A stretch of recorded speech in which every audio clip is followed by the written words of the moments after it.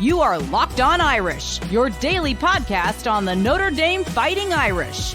Part of the Locked On Podcast Network, your team every day. NC State Wolfpack and the Notre Dame Fighting Irish, a midseason showdown and a midseason crossover episode. As always, I'm Grayson Boone, joined by former Wolfpack defensive tackle Kenton Gibbs and Tyler Wojciak, the host of Locked On Irish. This is a Locked On crossover episode.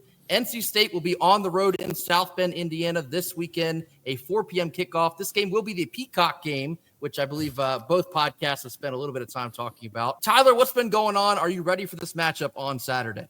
I'm ready, man. Unfortunately, it is the Peacock game, so I got to re-download that onto my television, make sure I got the login and everything like that. But you know what? I'll be ready come Saturday at 3:30 p.m. Eastern. Kenton, any additional thoughts on this being the Peacock game as we've discussed before?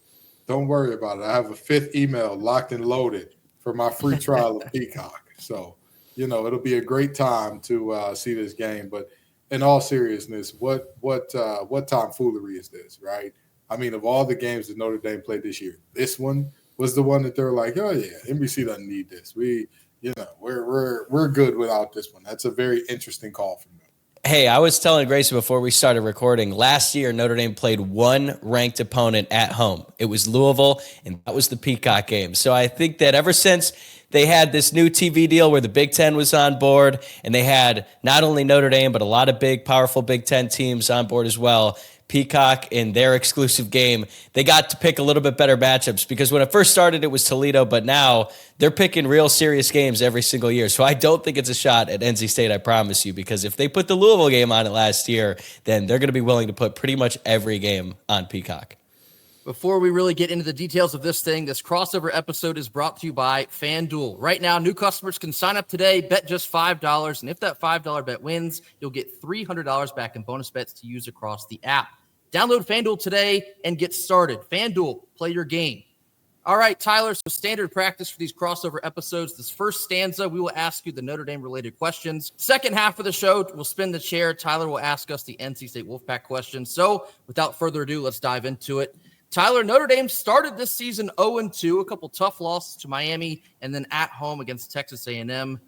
I'm going to ask you something you probably don't want to answer, but Notre Dame always gets asked the CFP question. When you lose early in the year, what does this do for their college football playoff chances?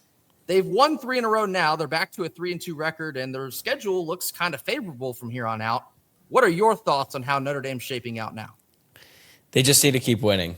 That's really all I can focus on right now. That's really all the team can focus on right now. And I think we're just way too early in the season to try and forecast all the different hypothetical events that could happen that would either A, allow Notre Dame to make the college football playoff at 10-2, or potentially get denied even if they win 10 straight to close out the season. And I get asked this by Notre Dame fans, and I just say, look, if you're trying to think about what other games impact Notre Dame, the most important thing is that Miami wins out, they win the ACC championship, and it would also be really helpful if Texas A&M won out or at least finished 11-1, and then they won the SEC championship. Because if Notre Dame's only 2 losses were to the ACC champ and the SEC champion, then I think they're going to be in a pretty good spot so long as they finish 10-2. But if A&M falls off down the road, or if Miami inexplicably loses a game or 2 here, then all of a sudden the quality of those losses gets put into question, and that is not a situation that Notre Dame fans want to find themselves in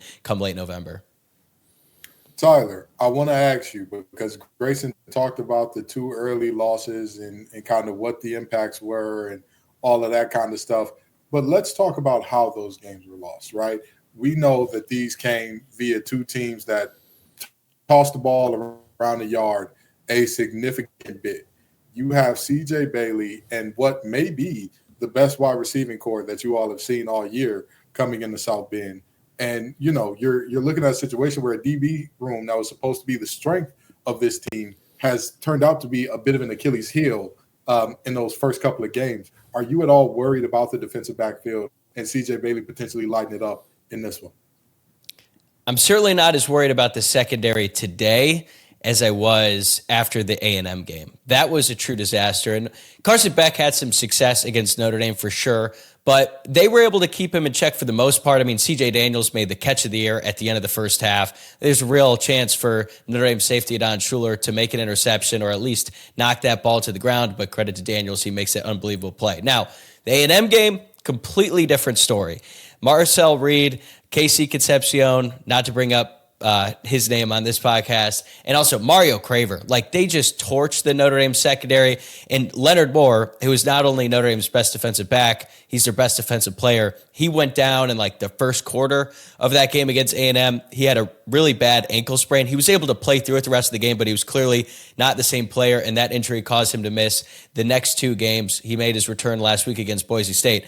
But man, once he went down, they were going to try to air it out, and Notre Dame just had no answers for A&M's wide receivers. And then in the first half against Purdue, they had 3 freshmen starting their secondary because Devontae Smith, their starting nickel, was also out, and things weren't looking great there. But then they really started to turn things around against Arkansas, and they have a really talented passing attack as well, despite the fact that they've already fired their head coach. Like, Taylon Green is a really talented quarterback. Omega Blake's a good wide receiver. But they held them in check, and I was like, okay, this is certainly a step in the right direction. And then last week against Boise State, they completely shut down Boise State's offense. Obviously, it's a group of 16. They don't have quite the same level of talent that Notre Dame has, but they have progressed significantly over the course of the past few weeks. They are going to be tested in a big way on Saturday, but I feel a lot better about them today because of what they've shown against some pretty competent offenses the past couple games.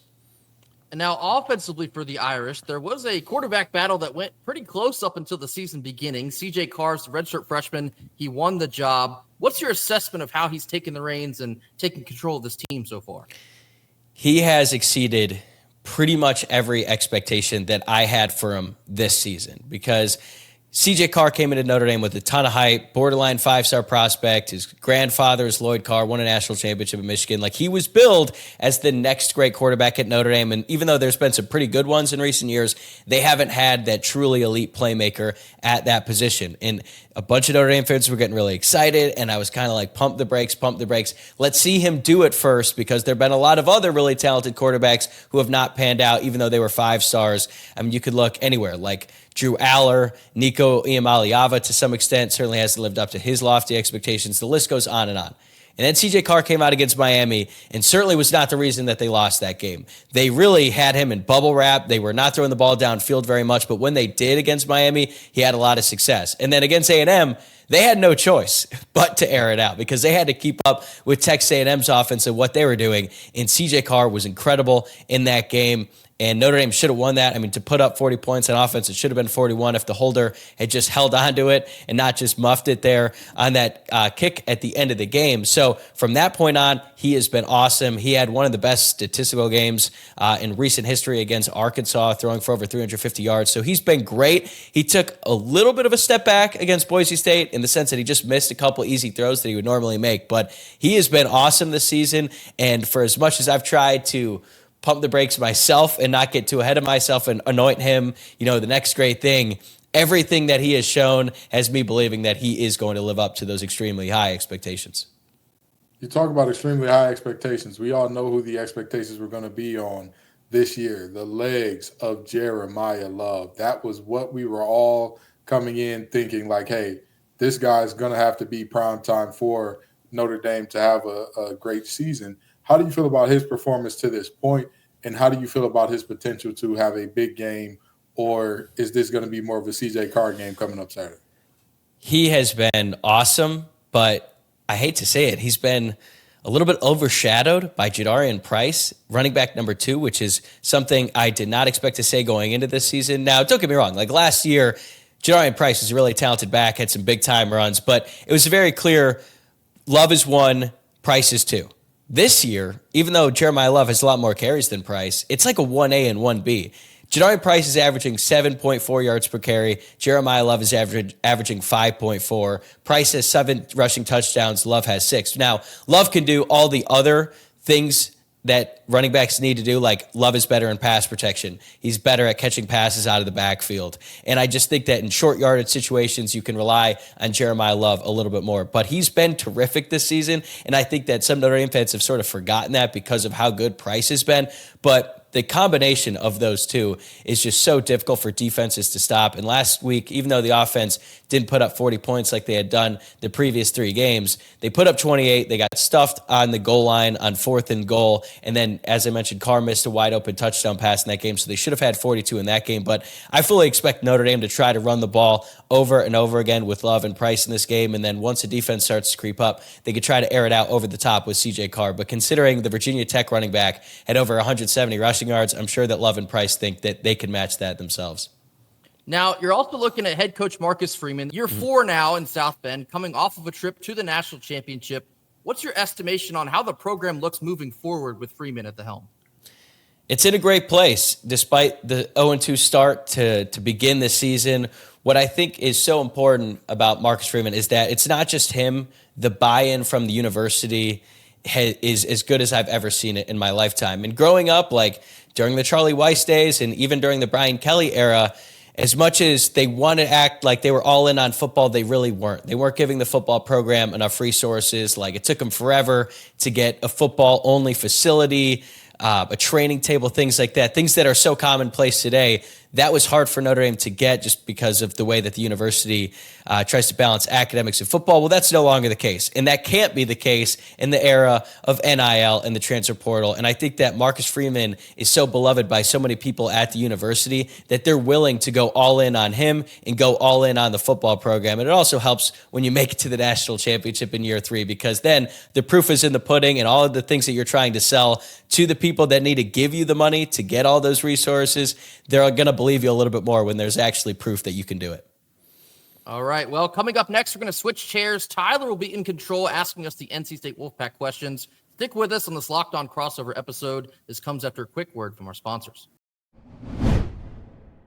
Today's episode is brought to you by SupplyHouse. When the opening whistle blows on a new repair, get your crew moving forward with SupplyHouse. Order today and see parts on your doorstep tomorrow. Over 280,000 plumbing, HVAC, and electrical items from the most trusted brands in the business. Their real-time inventory and honest lead times keep you from punting projects, while their industry-leading customer service always has your blind side covered.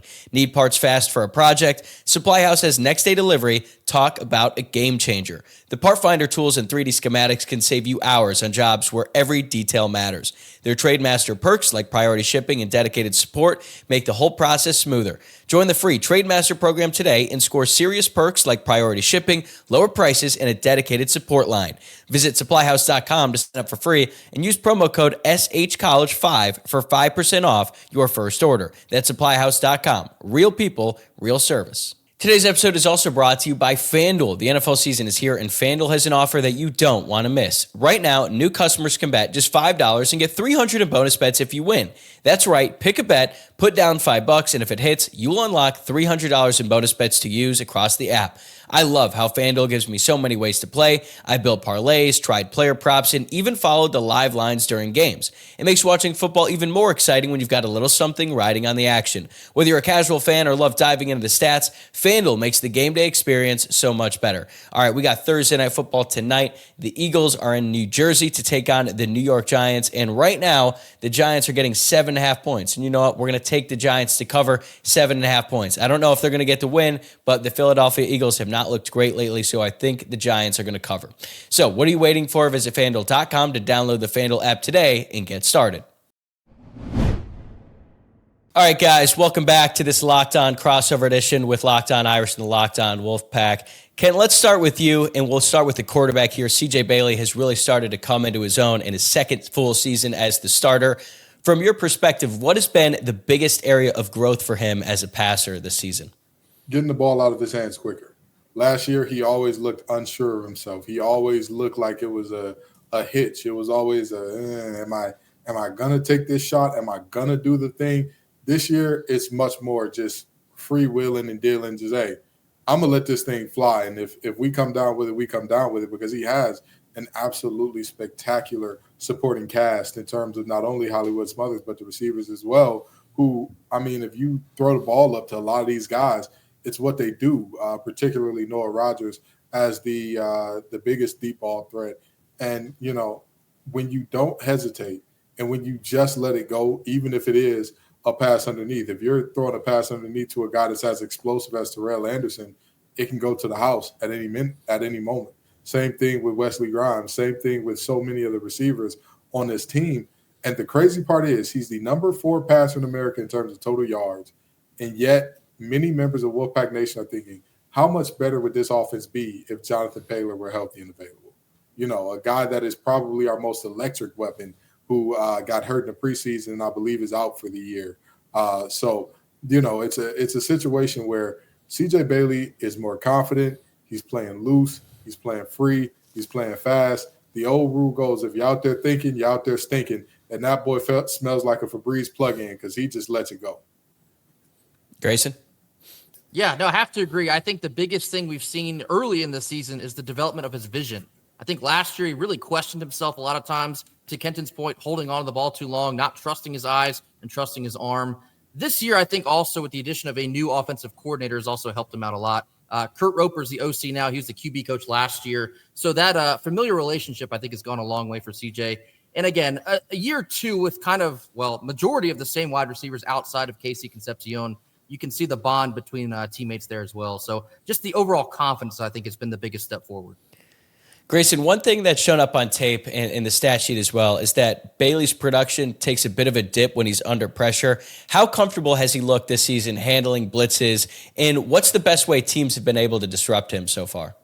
To be honest, he has not looked comfortable at all, to your point, when he's facing the blitz. And back-to-back years, Manny Diaz and Duke has really made him uncomfortable, leaving the pocket, making bad decisions. I think if you're Notre Dame, that's really all you need to be leveraging on Saturday. But CJ Bailey, once he gets out of the pocket, at times he can make poor decisions when he tucks it and runs or, takes a gamble downfield. I think for Notre Dame, the defensive pressure, mixing up blitz packages, mixing up maybe looks, making him think that he's got to leave the pocket when he actually does not. Again, if you look at that Duke film, that's really, I guess, CJ at his worst, if you want to put it that way. Most of the other games, he's played pretty clean. He hasn't made a ton of mistakes. He's been pretty good at diagnosing what he sees in front of him. But, yeah, when he leaves the pocket, that is when things get a little bit dicey. Yeah, Ken, what do you think happened during that Duke game? Was there anything specific that Duke was doing that forced him to throwing 3 picks? I wouldn't say there's anything specific that Duke did. It was more so that game, the offense overall played a really good game. They were on the field too much. They did not get any help from the defense nor special teams, which has been, special teams have been so bad this year. Imagine if I told you in the game where CJ Bailey threw 3 picks, he had multiple 90-yard drives that ended in touchdowns. Would you believe that? Without looking up the stats, that's an actual thing that happened, right?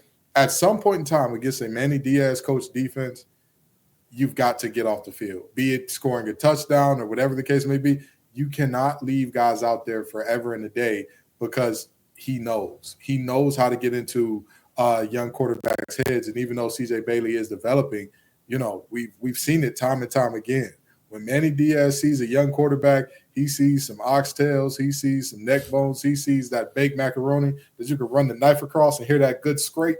That's what he sees, and that's ultimately what happened. One of the interceptions was a pass to a receiver that the receiver should have caught. It was tipped away from the receiver after it hit him, and there's an interception there. And the later 2 came when they were down, and he had to kind of press and force the issue.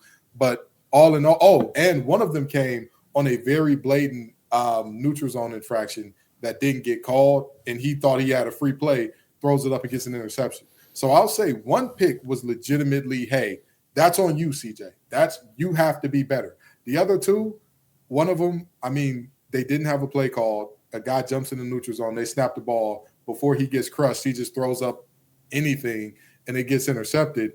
And the other was it hit a guy in the chest. So if you watch the box score of that game, it paints a different picture. But he did look frazzled at times in that game. He did kind of revert back to those old habits. And when guys when you pressure a quarterback, the biggest thing it does, it makes quarterbacks rely on their habits instead of the things that they've cleaned up. It makes them turn back into who they always are. And with CJ, he's just holding on to the ball, just trying to figure something out, just trying to make a play and not knowing. Sometimes the best play, throw the ball away, 2nd and 10. Well, CJ certainly is not the only talented player in that backfield. And Grayson, when you and I jumped on here, we were raving about Hollywood Smothers. He has quickly become one of the most explosive players in the ACC and honestly the entire country. When you look at his yards after contact, it's right up there with the very best in college football. So what makes him so difficult to contain? Well, he's elusive as well. I think he's actually second in the country in forcing missed tackles if you needed another stat to pin on the guy. He's just pure electricity. And when you wind him up and you get him into open space, anytime he has the ball in his hands, it can go for 6, whether that's through the air or on the ground. Something else that connects to Hollywood's success this year is the offensive line's done a much better job than they did last year in front of him. As a cohesive unit, they've done a really good job blocking the open holes for him because this guy, once he gets just a little bit of help, again, he can take anything to the house. There's even been times where the offensive line has struggled and Hollywood will still find a way to get 4 or 5. He's just so slippery in addition to being deceptively fast, I would say. That sounds crazy, but for a guy his size, he can absolutely boogie. He can also run over you as well. So just, an elite running back. I think he's second in the country in rushing yards as it stands right now. Couldn't give this guy any more compliments. Ken, what has impressed you the most about Smothers, outside of his name? In the words of boss man D-Lo, he's Mr. Too Slippery. It's really hard to get that guy on the ground. And even beyond that, his ability to accelerate out of his cuts. When he makes a guy miss, he doesn't take long to get back up to top speed. He is a guy that, he's one tackle. You miss one tackle, and all of a sudden we're bumping Sosa Vandross, and he's staring down touchdown Jesus. That's the type of explosion that he has. And so, with a player like him, all he needs is that little bit of daylight. All he needs is that little bit of daylight. And if you let him be one up with a safety, I don't care who that safety is. You name the safety. I feel good if it's him and Mr. Sosa Vandross himself, Hollywood Smothers, in one-on-one in the open field. So, he's a guy that he can do a little bit of everything. He can do it in the passing game. He can do it with the ball under his arm as a runner. He can do it any way you want it. He can give it to you. And, he's a stud in terms of the ability to just keep the chains moving in short yardage situations as well, which, again, like Grayson said, he's surprisingly fast and he's surprisingly strong. You watch him play and you're like, a guy that size? Oh, no, he's not going to be all that powerful, but his contact balance is phenomenal. Yeah, Ken, I'm glad you brought up what he does in the passing game. And I'm looking at his game log here. I mean, he had over 120 rushing yards. That doesn't even include his receiving yards against Campbell. The Campbell part is so funny because he had 4 carries for 123 yards, but he also had 123 rushing yards against Duke, 164 against Wake Forest, and then 140 against Virginia. However, East Carolina held him to 76 rushing yards, and Virginia Tech held him to 67 on just 4.2 yards per carry. What did ECU and Virginia Tech do to try to contain Hollywood Smothers?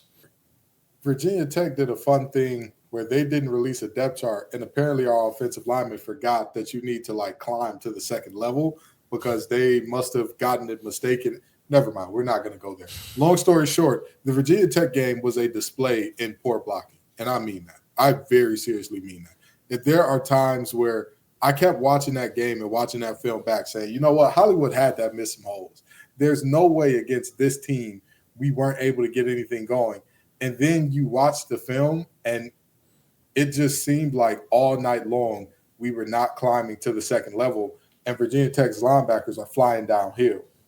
And I'm like, well, okay. We have this really interesting guy by the name of Justin Jolie. If the linebackers are coming downhill and biting on every play fake, number 7's right there. And for whatever reason, we just didn't call anything to kind of get him in those spaces where the linebackers were vacating, despite them being, playing like they were shot out of a cannon every time they got the slightest implication of a run read downhill. And against ECU, I'll say that was more so the effect of us being up and dominant so early. There kind of wasn't much of a need to feed him constantly and consistently. That game, the final score is much closer than the game actually was because I believe we had a 17-0 lead. What was it, Grayson? 8 minutes into the game or something like that. That game appeared to be over out the gates. And so, they had negative yardage going into the second quarter. So it seemed like a game that was like, hey, this is going to be a stat game. and we're going to need Hollywood down the line, so let's keep him fresh. But all in all, for the most part, the only thing that can stop Hollywood is Hollywood. The only thing that can stop Hollywood is this offensive line having another one of those days where we're like, blocking linebackers? That's overrated. That's overrated. We've got a guy who can break tackles. Let's just address the front four.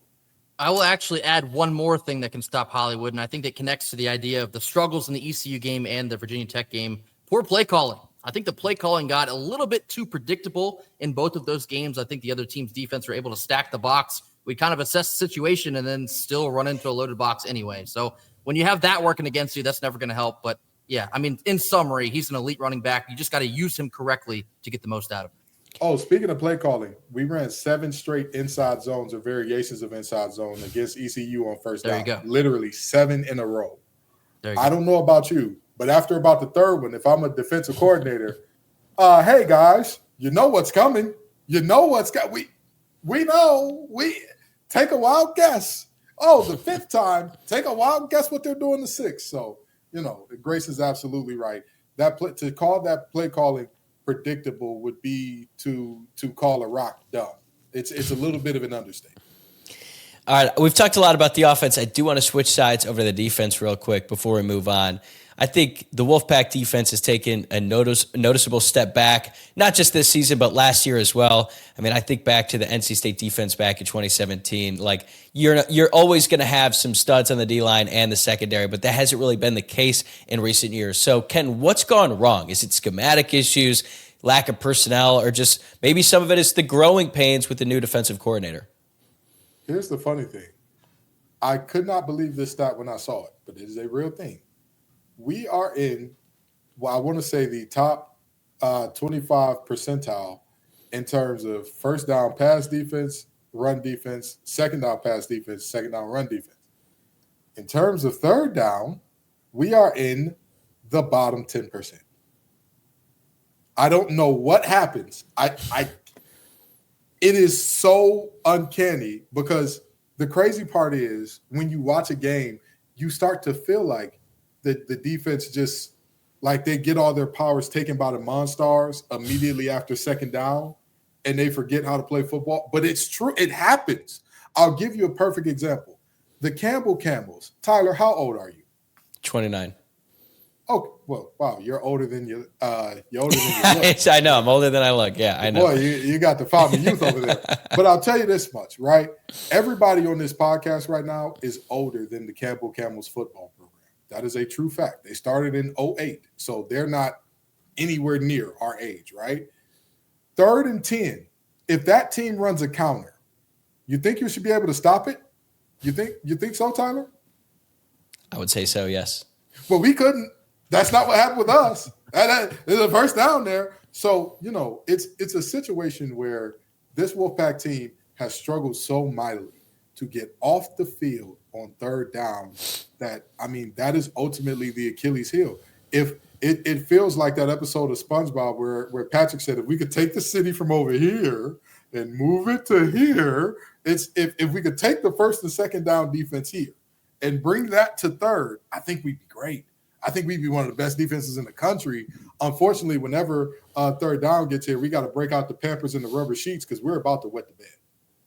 And extending that point, some of those third down conversions that we've allowed so often, poor tackling. And I know that's something that comes in handy in college football. You got to be able to get off the field on third down. But there's been so many instances where we're in position to make the stop on third down, but then all of a sudden our linebackers being dribbled off the turf like a basketball. That cannot happen, especially against the likes of Jeremiah Love and Jadarian Price here. But the tackling has been extremely poor for the NC State defense, especially in third and in some cases fourth down situations. It has absolutely killed us. All right, that's great insight from you guys, and we got a SpongeBob reference, so I think everyone is happy about that. Coming up next, we're each going to share our keys to the game and give our final score predictions for Notre Dame, NC State. Stick around.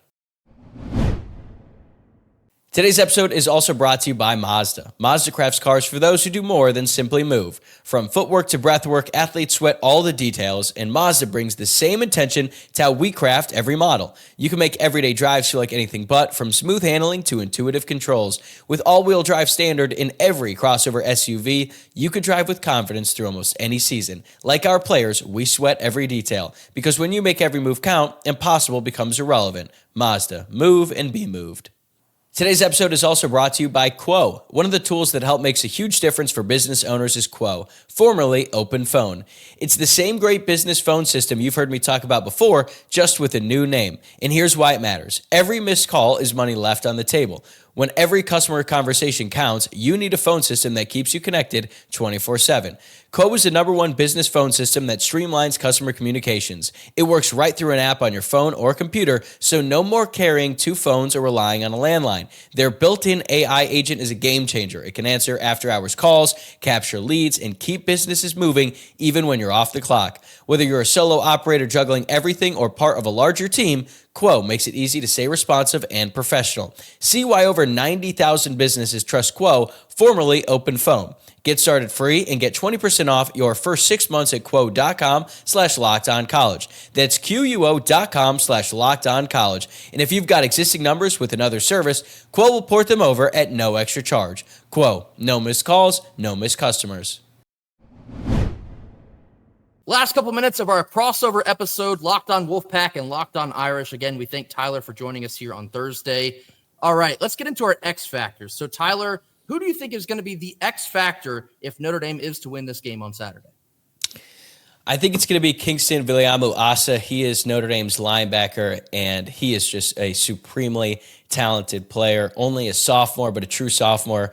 Played as a true freshman last season, and he has seen his playing time increase a little bit every single game, and a lot of Notre Dame fans have been clamoring for him to be on the field pretty much every single snap he's out there on defense. But Notre Dame has 4 linebackers that they can trust, and they rotate. And considering Notre Dame's base defense is nickel, there's really only 2 linebackers on the field at one time. Sometimes they'll bring in 3 if they need to, but Kingston Viliamu-Asa has played his way into that top 2. He had his best game of his career last week against Boise State, played over 60 snaps, had 8 tackles, which led the team, had a tackle for loss, and then a huge pass breakup on 4th down. He's extremely athletic, can get after the quarterback, but I think that he is going to be the key to containing Hollywood Smothers. He might not be as fast as him, but the boy can move, and I think that he can catch up with Hollywood Smothers, and they're going to ask him to do a lot. He's going to have to keep an eye on Smothers every single play, and I think he's going to have to get in the backfield and disrupt the passing game as well. So if KVA has a good game, I think the Notre Dame defense will have a good game.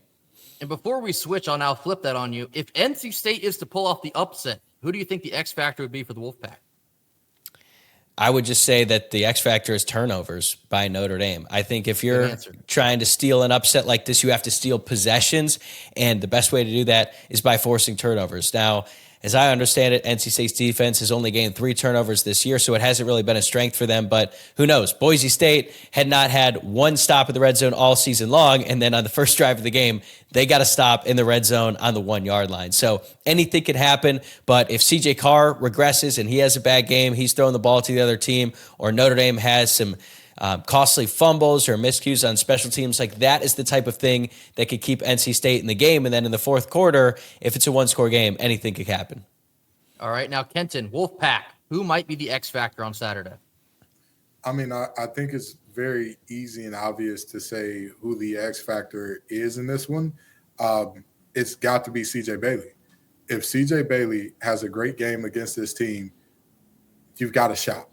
You've got a shot. And beyond having a shot, for all you gambling degenerates out there, the over is ripe for the pickings. The over is ripe for the pickings. I'm not going to tell you to take NC State money line, but I will tell you that over is looking real juicy because, as Tyler said, multiple 40-point games, and the one game where they don't put up 40, 2 plays. You are quite literally 2 plays. And by 2 plays, we don't mean like a hypothetical 2 plays that are out there in the midst. We mean 1 4th and short conversion and 1 pass to an open receiver downfield, and you're looking at 40. And, NC State in their offense, we know how prolific they are. We know how prolific we are, rather, in terms of the ability to move the ball there. So CJ Bailey, has got to show up. He's got to play like a grown man. He's got to show up and not be rattled by one of the more, enthusiastic crowds and environments that he'll see in his career. It's just another football game. It's just a business trip. You've got to do what you got to do in that stadium. And now, Kenton, for the Irish, if they win, who's the X factor? I'd say a running back with the starting letter of his name being J. I'd say that's probably not going to – it's not going to work out well for us if we cannot at least contain the run. I'm not saying stop it outright. I'm not saying, hey, these guys need to combine for 60 yards or less than 3 yards per carry. We can barely do that against ECU. But at least contain it. At least have these guys look like you belong on the same field as them, and we'll be okay. The last time NC State and Notre Dame played, that game got out of hand. And why? Because we allowed multiple runs of over 50 yards. You cannot win like that. You cannot play football like that. That is no way to call yourself winning a game. So I'd say that, that backfield of Notre Dame, those are the two to watch out for, because to be honest, and watching Carr, I think he's good. But I think it's much more of the backs they're the ones setting the table, and then he eats off of that. I certainly echo Kenton's sentiments about C.J. Bailey. I think if the NC State Wolfpack are to pull off possibly the upset of a tenure for Dave Dorn, it would take essentially the game of his life for C.J. I'm going to task this on the NC State defense. I think if NC State's going to win, they would by far be the X factor. If you follow us on Twitter, Kenton and I have a couple things in order that if NC State pulls off an upset and holds Notre Dame to 24 or less points, Kenton's got to get a dog. I have to get a tattoo of that dog. That shows our confidence level of that happening on Saturday. And the dog will be named after our defensive coordinator and our head coach. So, yeah, I think you can read between the lines on that one. For Notre Dame, I also echo Kenton here. I don't mean to sound dramatic here, but I'm worried, in fact, so worried about Jeremiah Love. I think you could begin a Heisman campaign with the way that this game is lining up. What he did against Arkansas a couple weeks back, he scored 4 touchdowns, 2 through the air, 2 on the ground.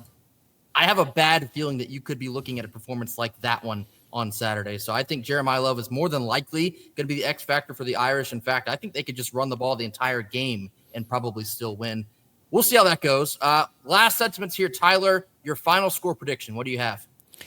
So I'm taking Notre Dame 42-17, which is on paper a blowout. I think Notre Dame's offense is going to score 35 points. I think that touchdown that is going to make it look like a much bigger blowout is actually going to happen on special teams. And Kenton, you already alluded to it. I think Jadarian Price is going to return a kickoff to the house in this game, because when I was doing my prep on this and I was watching NC State and I was looking up some of their stats, they are 115th in the country at defending kickoff returns. They've already given up a touchdown this season. And every time Price gets the ball in the open field, it looks like he has a chance to score. Price returned a kickoff to the house against Purdue. And I think that if NC State scores 17 points, that's 3 kickoffs plus 1 to start the game or the half. So all Price needs is 1. Maybe he'll get 2 chances. I think he's going to return 1. I think the Notre Dame offense is going to continue moving the ball.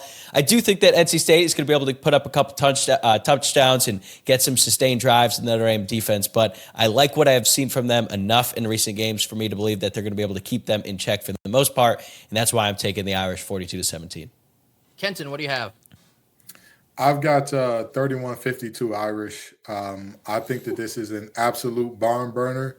I think that C.J. Bailey ends up going band for band with the double J's in the backfield for Notre Dame, because while Tyler believes that the secondary has improved and has gotten better, and, they had certain circumstances in terms of health and injuries that made things more difficult, you can't tell me that you allowed more yards than an FCS team for Marcel Reed, and I'm going to believe that, like, all of a sudden, they're that good to stop C.J. Bailey and company. And the defensive line, this is one of the better defensive lines that Notre Dame has fielded in terms of the ability to rush the passer and whatnot.